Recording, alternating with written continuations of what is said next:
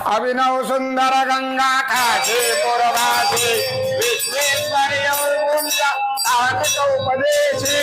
जाता उत्तर पंथे मगे गंगा से भजता देवाराजे कलिकल मचनासे जय देव जय गिरिजा रमणा जय गौरी रमणा पंच प्राणे आरती स्वामी चरणा समर्था महंकारे नगरे उज्जयिनी प्रदोषकाली सूद महावे नयनी सुरतीचा सोमेश्वर नांदे त्रिभुवनी किती चिंतन केल्या राहोनी सदनी